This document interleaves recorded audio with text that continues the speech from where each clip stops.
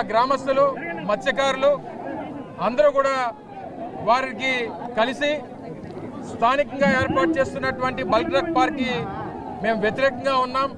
మాకు ఆ పరిశ్రమని ఆ పార్క్ని ఇక్కడ ఏర్పాటు చేయడానికి వీల్లేదని చెప్పి వారు జగన్మోహన్ రెడ్డి గారికి ఒక రిప్రజెంటేషన్ ఇవ్వడం జరిగింది. వారు అప్పుడే జగన్మోహన్ రెడ్డి గారు వారితో మాట్లాడినప్పుడు చెప్పారు, ఏదైతే ప్రజలు అక్కడ ఏదైతే కోరుకుంటున్నారో వైఎస్ఆర్ కాంగ్రెస్ పార్టీ దానికి మీకు సహకారం అందిస్తుంది, మీకు సంఘీభావంగా ఉంటుంది, మీ అండగా నిలబడి పోరాటం చేస్తుంది అనేటువంటి విషయాన్ని కూడా వారు చెప్పడం జరిగింది.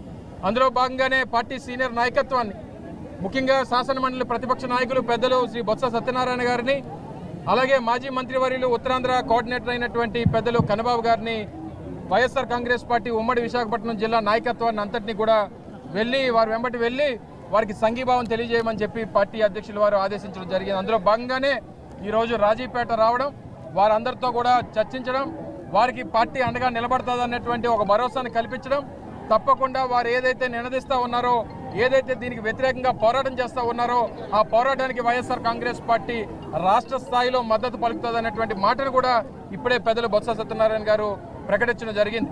ఈరోజు ఇక్కడ ఉన్నటువంటి పరిస్థితులు కూడా చూసాం. ఈ గ్రామానికి రావడానికి ఎన్ని ఆంక్షలు పెట్టారు, ఎన్ని ఇబ్బందులు పెట్టారు, ఎంతమంది రావాలనేటువంటిది అంకె కూడుకొని 40 మంది 45 మంది అని చెప్పి ఎక్కడికక్కడ అడ్డగించి ఇబ్బంది పెట్టినటువంటి పరిస్థితులు కూడా చూసాం. మేము ఇక్కడ రాజకీయం చేయడానికో లేదా ఇక్కడ గొడవ పడ్డానికో లేదా వారిని ప్రేరేపించడానికో రాలేదు. కేవలం వారికి సంఘీభావం తెలియజేయడానికి ఇచ్చేసాం, వారికి సంఘీభావం తెలియజేసాం, వారిలో ఒక భరోసాని కల్పించాం, నమ్మకాన్ని కల్పించాం.